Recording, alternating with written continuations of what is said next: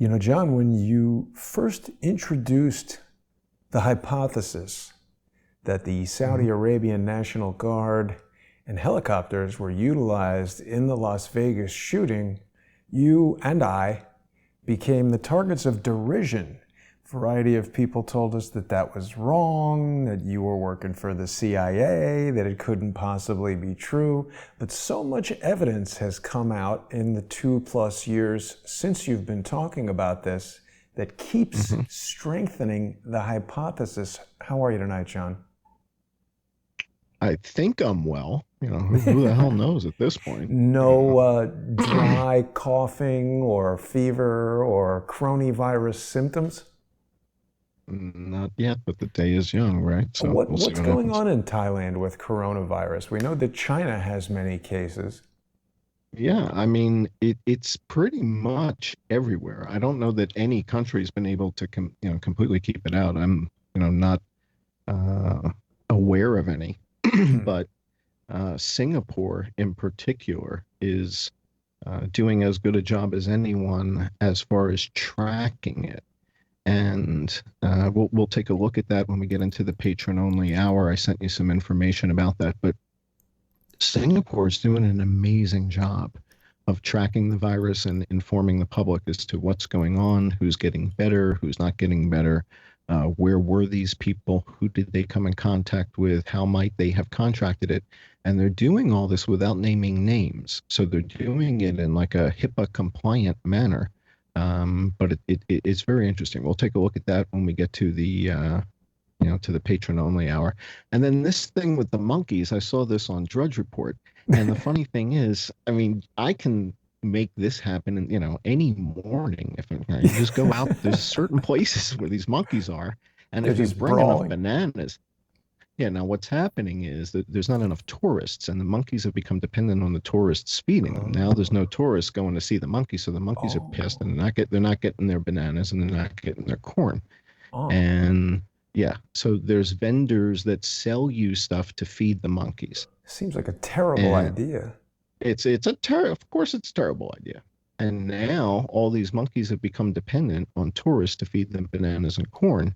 And now we've got a problem. There's no tourists. So the monkeys, if you throw one banana out in the middle of the street at 6 o'clock in the morning, Monkey brawl. oh my God, it's a nut house. And I've been in this is in a different location, but there's another place that has these monkeys at a temple near one of the places that I've lived in the country. And it's a wild scene, man. It is a wild scene. These Yeah. I think these are pigtailed macaques. I think they are. Mm. And yeah, when you see them going crazy over the bananas or an ear of corn, man, oh man. And Mm. these alpha males, yeah, it's crazy. So And you but know, there's no tourists. There's no tourists to feed them. So and wasn't there some issue you were telling me where they're actually like making monkeys or gorillas work or something, climb up trees and pick coconuts or something like that? well, when you say make them work, it's part of the culture, and it's been part of the culture for a long, long time. These pigtail macaques, if that's what these are used to pick coconuts from the palm trees. And there are guys that handle these monkeys and train them to pick the coconuts. And the reason I know this is Samui is Coconut Island. And when you live on Coconut Island for many years, you find out the coconut culture. And Mhm. so, yeah, so these monkeys can pick a coconut in, a fraction of the time that you or I could. Oh, And so wow. you send one, yes. This is not the most important news we're dealing with, but the little known fact is that monkeys pick 99% of the Thai coconuts sold for their oil and flesh. Uh-huh. So Yeah. I wonder if the And look where monkey industry will be hit by coronavirus. look at where the training school is. The monkey training school is in Suratani. Uh-huh. Suratani, you were in Suratani. Koh Samui is Oh. part of Suratani. Oh, I didn't So realize the that. monkey, yeah, so the monkey training school is in the same See all county, these so to speak. Yeah, yeah, it's like a monkeys county. sitting at desks taking tests Yeah, and whatnot. It's very yeah. interesting. I was hoping that I was going to get to show this to you when you were on the island because it's fascinating and it's a whole part of the culture. And the thing is that they treat these monkeys really well. The monkeys are part of the family with these Hmm. guys. It's not like they're, yeah, they live with them. And one of these monkeys, I mean, that costs a fortune to have an adult monkey that can pick a coconut. It, Right. it, Well, I mean, you make a let me ton of give you, money. They sell these coconuts for like, $4 or $5 at the supermarket. So, let me think. They go right now for about 30 cents a piece wholesale. whoa. I think mailing it Yeah. from Thailand to New York is the most expensive part of the prospect. And so here's the number for you. In a given day, somebody with a big bamboo stick and a knife, a man picking coconuts from trees that are 70 feet tall, can pick about 100 coconuts a day. And if you And risk click on that falling and photo of getting the, hurt. yeah, you see that photo of the pickup truck with the monkey and there's a million of them in there? Yeah. So one of these male adult monkeys can pick 1,000 coconuts in a day. And And when probably they're never getting, fall. yeah, and so that's $300 worth of coconuts in a given Hmm. day. Hmm. And that's decent money. And you're picking them off of trees. So the guy who's driving this truck who owns these monkeys, he's doing pretty well. He's making decent money. Hmm. He's making decent money. Don't, yeah. It's a fascinating part of the culture there. So So, John, monkey pick coconuts. Yep. Sylvia's watching us on Periscope, and I'm not sure if this is a hypothetical question or an actual question. She's asking, Hmm. why did the riots in Hong Kong stop? And I think she's implying that it's because of the mass hysteria resulting from coronavirus. Most of our viewers know your research has been concentrated on Las Vegas, but you're, of Hmm. course, interested in all these world events. What are we going to be talking about today, John? Well, we've got two subjects, two things that happened. One set of things that occurred last Friday while we were doing the show. This keeps happening. That there's news that is taking place on Fridays while we're doing the shows. And so last Friday, a week ago, once again, MBS cracked down, but this time it was different. And it was different from everything that's happened in the past, and we're going to talk about that. I think we'll talk a little bit about that in this show, and then we'll get into more detail when we get to the patron only portion. But what's interesting here is that he arrested the king's brother, and the king's brother is a direct descendant of Ibn Saud. And isn't it his uncle? Yeah, yeah, yeah, yeah. And so this is a man who is a direct descendant of Ibn Saud, who arguably would be in line for the throne more so than, Muhammad bin Nayef or one of these other guys. And the big kicker here, the big crescendo moment is that Muhammad bin Nayef was arrested finally. Now, Muhammad bin Nayef had been arrested back at the Night of the Long Swords in November of 2017. He was arrested. I think he paid a little bit over $1 billion for his release, like 1.2, 1.6 billion to be Yikes. released. Yeah. On his own recognizance. In other words, behave yourself or we're going to do a Khashoggi on you, right? And he didn't behave himself. What was he doing? He April 2018, Riyadh, Khashoggi. Remember we talked about Right, so he's continuing to foment a coup, essentially. Exactly. And the thing that makes this fascinating is finally they've admitted it. So finally, in the news, if you want, you can open up the deck I sent you on the MBN stuff. But finally, the kingdom is admitting treason, and that's their term. And that's a whole nother document. That these are some reference materials I sent. That's the COVID one, and then there was one other download from. There's one other download from WeTransfer that I sent you with all the MBS or right? MBN stuff. 2 downloads, yeah. I think this was part of one zip package. There were 2 in one zip, and then this separately. Okay. I'll have to double check. Okay. So the net of it is, if you look up, just go to Reuters. You can just look up Reuters and Mohammed bin Nayef, and you'll see what I'm saying. So at Reuters, they're reporting treason, and they're reporting a coup d'etat. And this is a whole different spin. So back in November of 2017, this was pitched as corruption. We're purging corruption from the kingdom, right? And now they're talking about a coup. And they're talking about a coup that potentially involved King Salman's brother. It's outrageous. Right? So this is a pretty big deal. And this was happening exactly a week ago. Mm-hmm. All right? Nothing so, other than this. I mean, this is one of these things that you need to look for. I'm not going to say there's no reporting, but there's been far less reporting on this when we consider how tightly linked Saudi Arabia is to the stability of the U.S. economy because of the petrodollar and this whole, special relationship we have with them.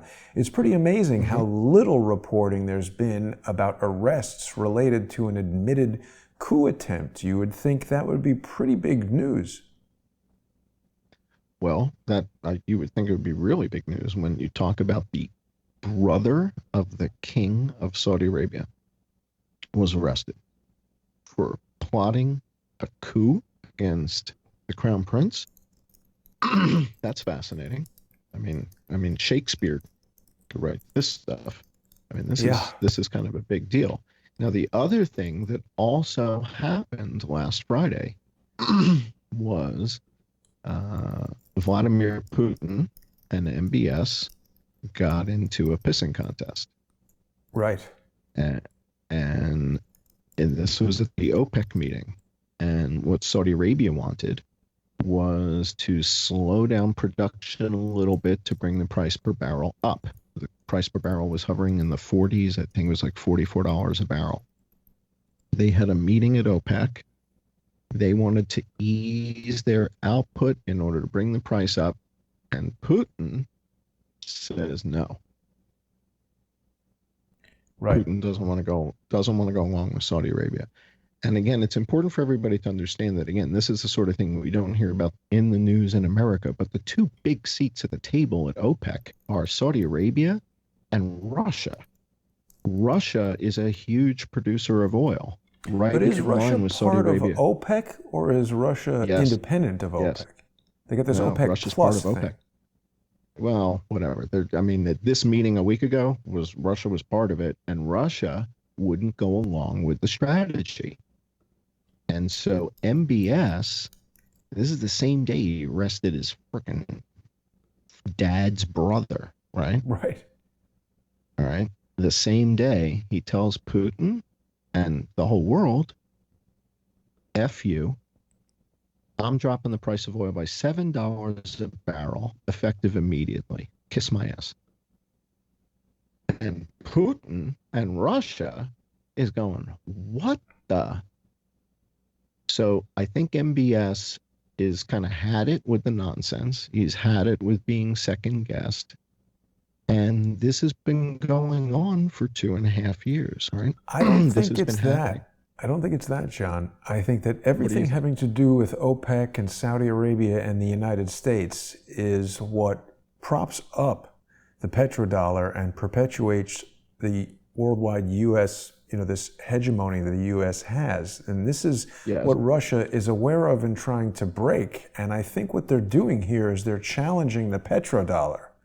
And it's possible, but I think what MBS did was just a bold move to take the oxygen out of the room and out of the market effectively, because Russia depends on the sale of oil to Europe and other countries, around the Black Sea, what have you, right? The Balkans, what have you. So they sell oil. And if oil goes to $30 a barrel, they're not making any money. Russia can't support its economy if oil goes to that price.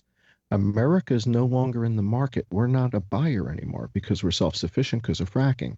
However, the guys who financed all this equipment to go do the fracking, again, aren't going to make money if oil's at $30 a barrel. So basically what MBS did was he took all the profit out of the market and said, we're Saudi Arabia. We got plenty of money. We'll just sweat you guys out. You can't feed your people. Yeah. You don't want It's to an play the economic game my war. way. Absolutely. And he Yeah. took all the profit out of oil. And that really hurts Russia. He's saying, we've got cash, we've got assets, I'll be fine. I'll take care of my people just fine. Putin, you're screwed. And that was a bold move. I mean, these guys were high-fiving each other a year ago at the G20. Fist bumping, right? Yeah, yeah, yeah. So all of a sudden, man, Putin squared up with him and didn't want to go along, and MBS just. And again, this guy's what, 35 years old now? Yeah. 35 years old, 34, richest. 35. For all intents and purposes, he is the wealthiest man on earth. He has more wealth than the Rothschilds. He has more wealth than Soros. He has more wealth than anyone anywhere. He's it. And the difference between him and Jeff Bezos is he has an army. And the other big kind of insinuated FU here to Putin is, I'm MBS. I've been spending more on my military over the last 5 years than you have, Vladimir. So what are you going to do about it? You're going to start a war? You're going to start a war with me? You're going to start a war with Saudi Arabia? And guess who's on my side that also has a red, white, blue flag, right? This isn't going to end well, right? So it really puts Putin in a tough spot. I mean, this is not a good scene. And the fact that this is all happening during the virus disaster. Right. Woo! I mean, it's interesting because Jimmy and Joanne Moriarty, who are very plugged into Middle East news and dealings, sure. I think they felt like Putin told the entire world no, and that he was holding all the cards, and that this was actually putting pressure on Saudi Arabia. It's what he's used to doing. He's used to being. I mean, he punches outside his weight class, is what everybody says, right? So Russia has a really big say. They don't have that big a population, right? And their economy isn't that big, but their military has always been very, very powerful, and it still is. But Saudi Arabia has made a conscious effort in the last couple of years to really boost its military and has been outspending Russia for the last N years, whether it's 3, 4, 5 years. They've been outspending Russia, and they are third to the U.S. and China, right? And P.S., China plus Russia plus Saudi Arabia doesn't equal what we spend. So. Yeah, well, this is a topic that we speak about fairly often. We can see it right here, the first three there, Soviet and Russia military expenditures. Oh, it's gone down quite a lot from 1988, hasn't it? Well, that was by design. Zbigniew Brzezinski, Mika's dad, he did that. Interesting. Broke up the Soviet Union. So what we've got here is basically an admission by the Kingdom of Saudi Arabia that senior members of the royal family committed treason and have been plotting a coup. So now that that horse is out of the barn, and now that it's become semi-obvious that MBS is kind of had it with all this second guessing about what a ruthless guy he is. Yep, that's Benayev. He's kissing Benayev's feet, by the way. Did you see that? No. So So roll that back. So this was when Benayev was crown prince. Kissing his feet. On his knees. He kissed his knee. He kissed his knee. So he got down on his knees and kissed his knee, which was just a sign of respect. It's beyond words. And the reason was Mohammed bin Nayef had been the crown prince. He was about to be the next king of Saudi Arabia. And King Salman calls him in and says, "You didn't get off those painkillers. I told you to get off. I told you to get off the painkillers. You didn't get off the painkillers. You're out." I'm making I had heard that he had son. a drug addiction problem. So this is like an opioid crisis kind of deal hitting Saudi Arabia. John, we're going to have to continue this conversation in just 10 minutes when we make our way over to the sponsor-exclusive segment of the show. On Patreon and Subscribestar, people can join us. I've got the Patreon addresses on screen. We've also got subscribestar.com/IamJohnCullen and subscribestar.com/crowdsourcethetruth. And we'll be getting in depth on this Saudi Arabia issue and talk about the implications with regard to your hypothesis as far as what happened in Las Vegas on October 1st, 2017. Mm-hmm. We'll see And everybody then there. I prepared a couple items regarding the COVID virus, and we can touch on that a little bit because there's been a little bit of controversy there that's a little bit disturbing. And then finally, before we wrap up, I just wanted to tip of the hat that Chelsea Manning is finally getting out of prison. So I that's heard that good. Chelsea Manning just attempted suicide the other day. And as a result, the judge came forward and said, "Why are we holding this person if there's no more grand jury convened? I want her out of prison." So she's been released, and is recuperating. And then finally, Cordell Hendricks, who had been fired by the Las Vegas Metro Police Department, fought that and has been reinstated with back pay and no penalties. So Cordell Hendricks, the Las Vegas Metro Police Department officer that was suspended or terminated. I made a video looking at that and saying, what the hell was this guy? This makes no sense. He was the first guy there. He calls for backup. Where the hell's his backup? That was my question. I wouldn't go kicking the door in. If you look at the difference between Cordell Hendricks and Levi Hancock, was dressed for war. And Cordell Hendricks was, had a trainee with him. There's a big difference. So he has been reinstated, and that just hit the news today. Wow. So, all right. Yeah. We're going to break here. We'll see everybody over at Patreon and Subscribestar. We'll hear more about these topics and others. Thank you, John, for bringing this information to our attention, and thanks everybody for watching. We'll see you on Patreon and Subscribestar.